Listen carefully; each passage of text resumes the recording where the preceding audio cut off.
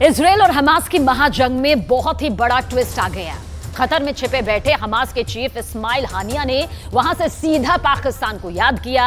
Hamas अपने दोनों दोस्तों ईरान और हिजबुल्लाह से बेहद नाराज है, इसलिए अब उसने धर्म का वास्ता देकर पाकिस्तान से उसका एटम बॉम्ब मांग लिया।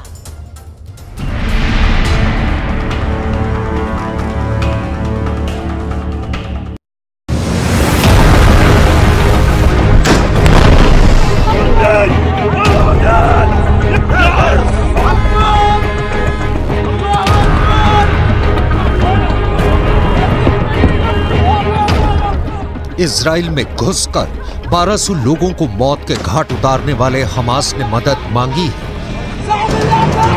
इजराइल से करीब 250 लोगों को उठाकर अपने साथ ले जाने वाले हमास को साथ की दरकार है।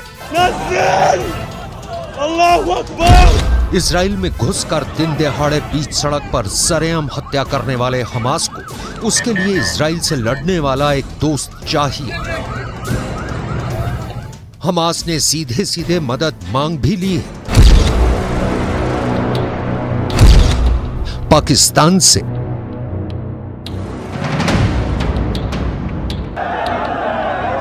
उस कंगाल पाकिस्तान से जिसके खुद के खाने के लाले पड़े हैं, जिससे अपने ऊपर चढ़ा बेइंतहा कर्ज उतारा नहीं जा रहा, जो खुद दिवालिया होने की कगार पर खड़ा है, और तो और जो खुद अपने यहां हो रहे आतंकी हमलों पर लगाम नहीं लगा पा रहा। ऐसे कमजोर और खस्ता हाल पाकिस्तान में हमास को अपना मददगार नजर आ रहा है। खुद हमास के सबसे बड़े नेता उसके चीफ इस्माइल हानिया ने पाकिस्तान से गुहार लगाई है। पाकिस्तान की राजधानी इस्लामाबाद में हुए एक कार्यक्रम में वीडियो कॉन्फ्रेंसिंग के जरिए जुड़े इस्माइल हानिया ने पाकिस्तान की मदद पाने के लिए उसके लिए ऐसी बड़ी बड़ी बातें बोली, उसकी तारीफ में इतने कसीदे पढ़े कि पाकिस्तान को चने के झाड़ पर चढ़ा दिया। हानिया ने कहा कि पाकिस्तान एक बहादुर और ताकतवर देश है, वो मुजाहिदीनों यानी जिहाद करने वालों की जमीन है, मगर इसके बाद तो हद ही हो गई। हानिया ने कह दिया कि अगर पाकिस्तान इजराइल के सामने खड़ा हो जाए तो इजराइल की इतनी हिम्मत नहीं कि वो गाजा पर हमले करता रहे। पाकिस्तान की धमकी के आगे इजराइल अपने घुटने टेक देगा।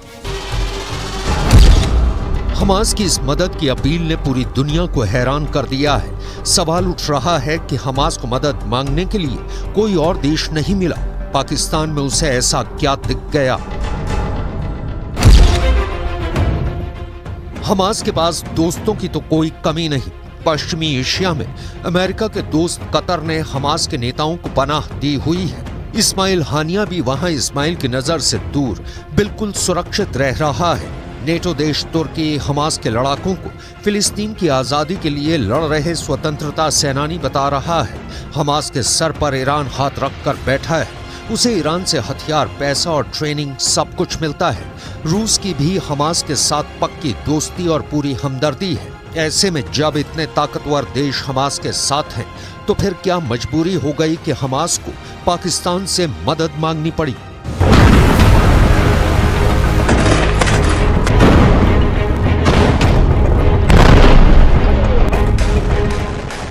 तो बात ऐसी है कि ये देश इजराइल को ललकार तो रहे हैं, उसे जमकर खरी खोटी सुना रहे हैं, लेकिन हमास के साथ इजराइल से लड़ने नहीं उतर रहे हैं।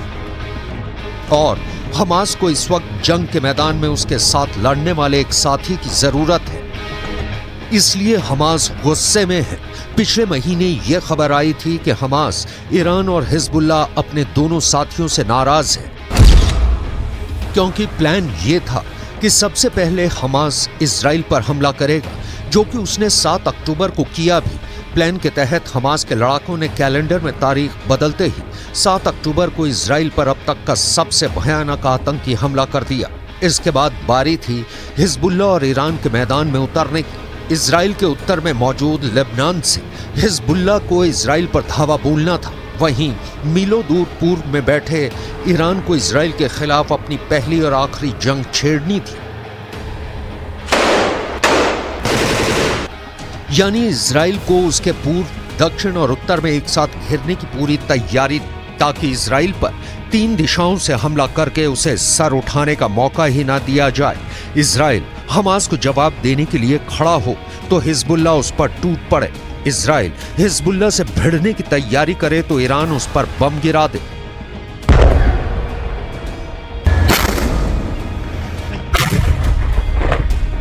ये बहुत ही सोच समझकर बनाया गया फुल प्रूफ प्लान था, क्योंकि हमास से लड़ना इजराइल के लिए बाएं हाथ का खेल है। लेकिन अगर हिजबुल्लाह और खुद ईरान भी इजराइल पर एक साथ अटैक कर देते तो इजराइल की कमर टूट जाती, मगर ऐसा कुछ हुआ नहीं। शुरुआत में तो हिजबुल्लाह ने इजराइल पर खूब हमले किए, ईरान ने भी इजराइल को धड़ाधड़ धमकियां दी। शहादत ज़नान व कूदकान फ़लस्तीनी به حکومت جعلی رژیم صهیونیستی پایان خواهد داد و ما شاهد خواهیم بود پیروزی فلسطینی ها را و نابودی اسرائیل و رژیم جعلی را मगर फिर अमेरिका इजराइल का साथ देने के लिए खुद मैदान में उतर गया। इजराइल की मदद के लिए अमेरिका ने उसके पड़ोस में मौजूद भूमध्य सागर में अपने जंगी जहाजों और लड़ाकू विमानों का बेड़ा भेज दिया। समंदर के साथ अमेरिका ने पश्चिमी एशिया के आसमान में भी सुरक्षा घेरा बना दिया। उसके F-16 जैसे 2400 किलोमीटर प्रति घंटा की रफ्तार से उड़ने वाले ताकतवर लड़ाकू विमान पश्चिम एशिया पहुंच गए और अमेरिका के थाड और पैट्रियट जैसे मिसाइल डिफेंस सिस्टम भी पश्चिम एशिया में तैनात कर दिए गए। हमास, हिजबुल्लाह और ईरान को यह अंदाजा नहीं था कि इजराइल को बचाने के लिए अमेरिका सीधे सीधे उसकी ढाल बन जाएगा। अमेरिका का आक्रामक रवैया देखकर वो तीनों हिल गए। इसलिए अमेरिका को पश्चिम एशिया से भगाने के लिए ईरान ने अपने समर्थन वाले लड़ाकों से इराक और सीरिया में मौजूद अमेरिका के सैनिकों पर हमले करवाए। लेकिन अमेरिका नहीं डरा और उसने भी ईंट का जवाब पत्थर से देकर अपने तेवर दिखा दिए। उसने सीरिया और इराक दोनों देशों में ईरान के अड्डों पर एयर स्ट्राइक कर दी। हिजबुल्लाह और ईरान सीधे सीधे अमेरिका से उलझना नहीं चाहते, इसलिए अब वो फूंक फूंक कर कदम रख रहे हैं और इस चक्कर में अकेला फंस गया हमास। उसे अकेले इजराइल का सामना करना पड़ रहा है और गाजा इजराइल के बारूद में बर्बाद हो गया है।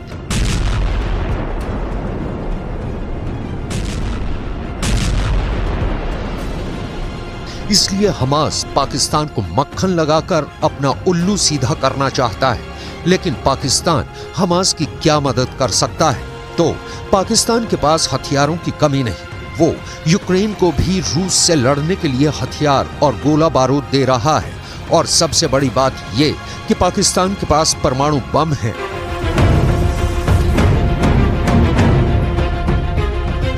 हमास के लिए सबसे बड़ा खतरा यह है कि इजराइल के पास भी एटम बम है और पाकिस्तान के हथियारों के जखीरे में भी परमाणु बम है।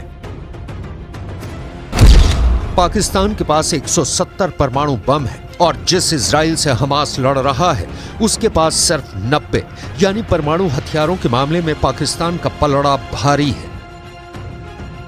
पाकिस्तान इजराइल को देश भी नहीं मानता और हमेशा फिलिस्तीन के साथ खड़ा रहा है। ऐसे में वो हमास की मदद कर सकता है। हमास ईरान से तो मुंह नहीं मोड़ेगा और अगर उसे पाकिस्तान का भी साथ मिल गया तो इस लड़ाई में इजराइल और अमेरिका के खिलाफ बहुत बड़ी टीम खड़ी हो जाएगी।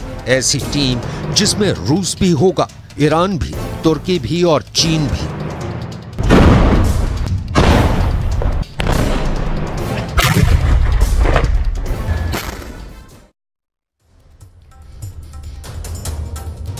हमास का टॉप लीडर इस्माइल हानिया इस वक्त आखिर है कहां? किसी को कुछ नहीं पता। इजराइल की खुफिया एजेंसी इस्माइल हानिया की तलाश में बेहद तेजी के साथ जुटी है।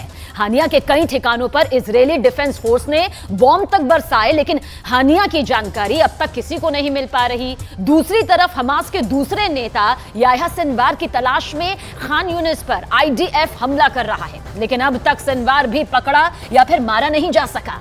हमास के इन दोनों नेताओं की गिरफ्तारी इजराइल के टारगेट में टॉप पर मौजूद है। इजराइल इस वक्त गाजा में हमले पर हमला कर रहा है। सुरंगों को नष्ट कर इजराइल का मकसद है हमास के अंतिम आतंकवादी तक को खत्म कर देना। तो इजराइल वॉर ब्रेकिंग के जरिए आपको बता रहे हैं कि किस तरह से इजराइल को इस्माइल हानिया की बेहद तेजी के साथ तलाश है। हमास का टॉप लीडर है इस्माइल हानिया, जिसकी तलाश जगह जगह की जा रही है।